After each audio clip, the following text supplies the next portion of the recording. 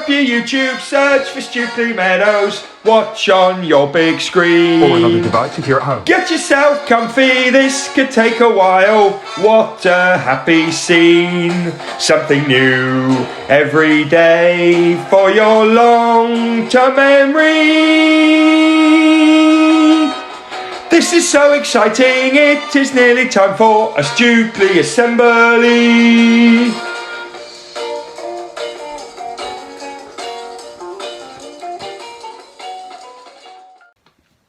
Well, hello there everyone, and welcome to today's Values Assembly. Let's get this going in our usual ways. For each other we, every day we, to improve we, and together we will. And our everyday focuses are, and our Stukeley motto is, and our Stukeley curriculum is, and 4 words that make the magic happen.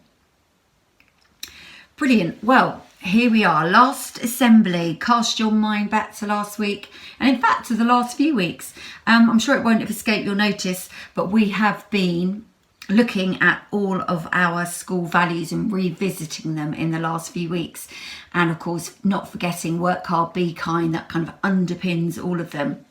Last week we talked about collaborate. Do you remember the story of the clear-winged moth and the Asian hornet? How could you possibly forget that story of grand collaboration amongst the teachers at school?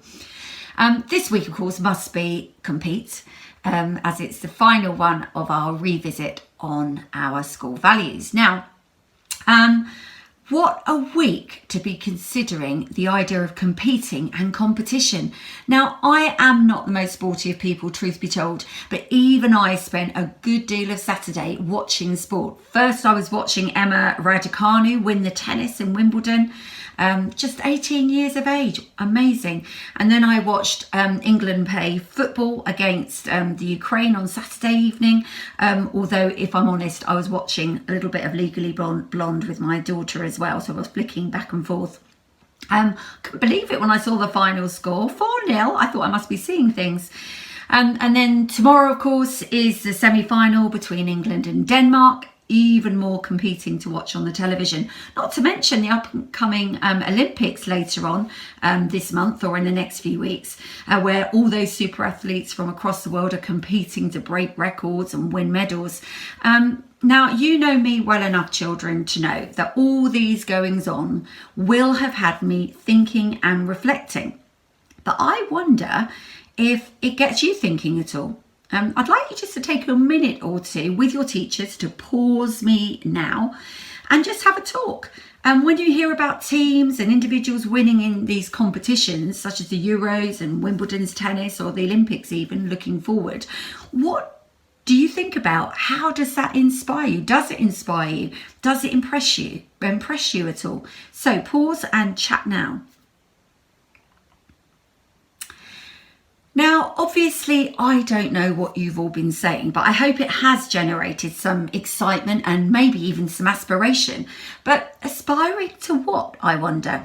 Is it aspiring to be famous? Is it aspiring to win lots of money? Aspiring to get lots of free sportswear? I guess that's kind of the side that we often see, isn't it? The prize money, the medals, the trophies, the sponsorship deals, all that kind of attention from the media. But what about the side that we don't see? This is probably the side that I imagine is a lot less glamorous and a lot less attractive. And it's really that side that's the focus of our assembly today. What does it take to be a competitor, and what is the mark of a great competitor? Now, let's first of all have a little think about Emma Raducanu, the 18-year-old tennis player who's kind of taken the world by storm. I'm just going to show you a picture. Okay, there she is. Ooh, really getting into her stride in the match there. Now, there's not much about her on the internet yet because she's kind of new. She's a newcomer. Nobody was really talking about her before this Wimbledon championship. But what we do know is that it's been really difficult for her to train in the last year because, like everybody else, the pandemic has made it very difficult to get to sporting things.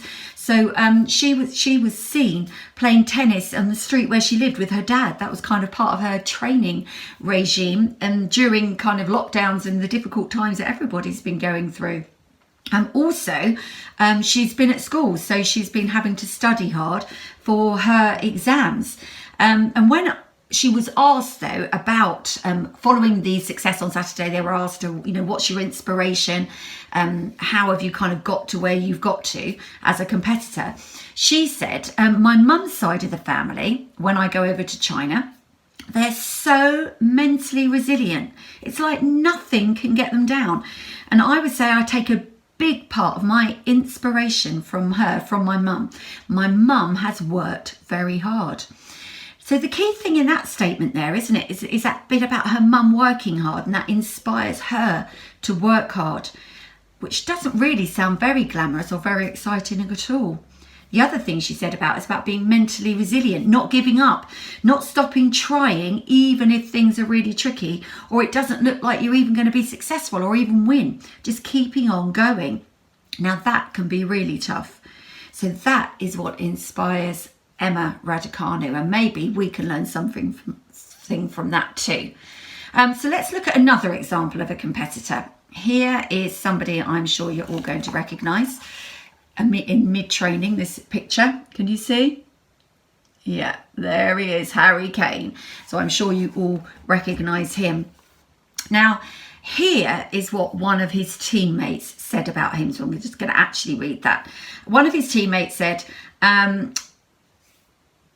we don't have to report to training every day until 9 a.m, but he gets in every day at about 8:30. He is in the gym before training. He's the first one to lead us out onto the line, out onto the training pitch at Tottenham, and he does that with England as well. He trains the exact same way every single day. So there we have him. He's Harry Kane, somebody that the other players look up to. He's in early every day. He's the first one in the gym. He's the first one doing all the training. He's the one that does the same thing day in, day out, sticks with it the whole time. And that doesn't really sound very exciting to me either, or very glamorous. Turning up early every day to training, making sure you eat all the right food. Apparently he's got a chef that helps him with that bit. No cake. None of those treats that we might all like, because he has to really watch what he eats so that his body is able to get the most benefit from his food. His teammate also said that he's the first in the ice bath. He even does boxing after training.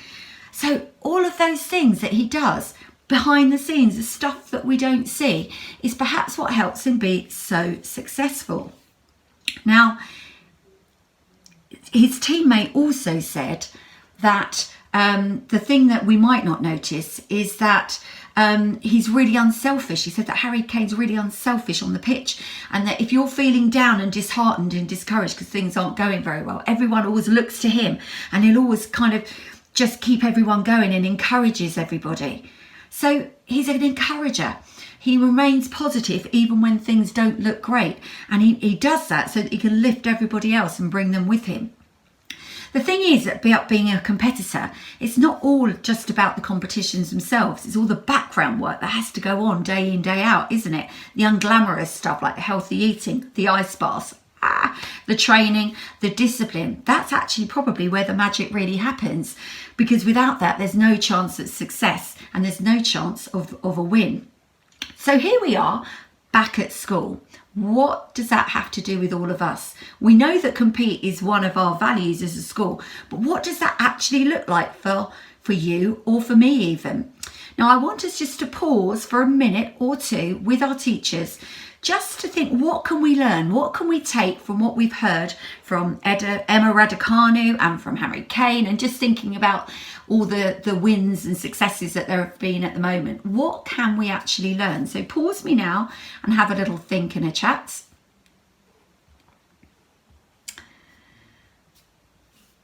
The thing is, I hope you all thought, is that we're all competitors really, aren't we? As a school, we talk about the value of compete, but it's not always about winning in the big ways, is it? It's not always the very public ways, although it's great when you do become a millionaire at AR, or you're the Numbots champ, or you are the fastest on TTRS, for example. All of those things are fantastic. But it's about competing, I think, to be the best that we can be from whatever point we start at. You see, the thing is, we don't all start from the same starting points because we're all really special and all really, really different. But we do all have to make a start, and we do all have to move forward from wherever our starting point is. We can all aspire to be better at things over time. We could aspire to be a better reader, a better mathematician, a better runner, a better friend even. It's not about being the best, perhaps, but about being the best that we can be. But the thing that we have to learn from those stories that we've heard today about those competitors is that there has to be effort. We have to put the effort in. We have to put in the commitment, the hard work, the self-discipline. So this is the value that we hold fast to as a school, that value of competing to get our best even better every single day, about being the best version of ourselves that we can possibly be. So here is my challenge to you, Stukeley competitors. What goals are you going to set yourselves this week? And how will you achieve them? What are you going to do to get your best even better this week? So I will leave you with that thought, everybody. Have a great week. Enjoy whatever sport there is on television to watch, if that's your thing. Enjoy being the best that you can possibly be. Take care and see you soon. Thanking you again, Mrs. Stevens. I love a compete assembly. I love the compete value. And I used to say this when we all used to meet in the hall together. Competing is not just sport. Competing can be anything you want to get better at. Anything. And the best person to compete against is yourself, to make yourself better. Right, no birthdays today. We've got a break for a couple of days on birthdays. But I can shout out Jack P and Josh G. Both of them have just hit millionaires in AR. Just before we finish year 5. Top work, boys. Great reading, great quizzing. Well done. Numbots and rock stars. Who's been doing lots of maths? Jam is stored in jars. Who's been calculating lots on Numbots and TT rock stars? Who's been doing lots of maths? Jam is stored in jars. Who's been calculating lots on Numbots and TT rock stars? Let's see how quickly I can do this because time is ticking. Foundation stage, Numbots, Daisy, Leo, Matthew, Amanda, Reese and Grace. Top 6 players, 15,635 points for Juniper, 12,382 for Rowan. Well done, Juniper, take this week's prize. Hugo, Nelly, Chloe, Sadie, Freddie, Lily, A. Top 6 players in year 1, Numbots. Oh my goodness me, only 8,358 for Magnolia. Cherry, Magnolia, 38,304. I don't know what Mr. Watley and Mrs. Lewis are doing, but they're really getting those guys fired up. Top 6 players in year 2, Olivia, Thomas, Lenny, Leon, Max and Jack. 18,294 for Maple, 18,091 for Pine. It's very close, and Maple take it. Come on, year 3. Oh, Willow, 8,929, Lime, 12,605, quite close that. Harry, Cameron, Rizwan, Sophie, Rose and Bo, top 6 players. Year 4, 10,352 for Birch, 4,483 Acacia, Sowler, Edward, Amy, Bowen, Kieran, Jasper, top 6 players. 4,212 points for Beach, 5,025 for Chestnut who take it, Ava, Christian, Ola, Tashina, Josh, D and Zachary, top 6 players in year 5, and finally year 6, 7,005 for Sycamore, 2,681 for Oak, Ethan, Robert, Nathaniel, George, R, Heather and Seb, top 6 players. Not long left to keep this momentum going. Come on everybody. Right, let's finish with most important 60 seconds. The most important 60 seconds are coming up now. The most important 60 seconds are coming up now.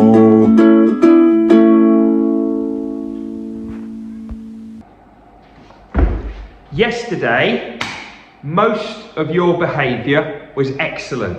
I heard good manners in the dinner hall. I saw beautifully silent walking around the school. I saw children playing nicely together. I saw children loving learning. A small number of you found something difficult yesterday. You might have found playtime difficult. You might have found some learning difficult. You might have found your friendship with somebody else difficult.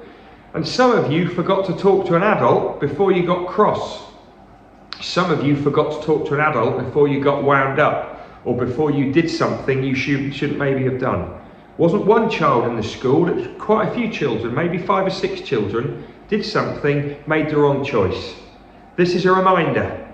You have got adults and friends all over the school who can help you. Please, please, please talk to somebody. If you're feeling frustrated, you're feeling emotional, you're feeling anxious, find someone, talk to them, and we'll hopefully make things better. Have a great day.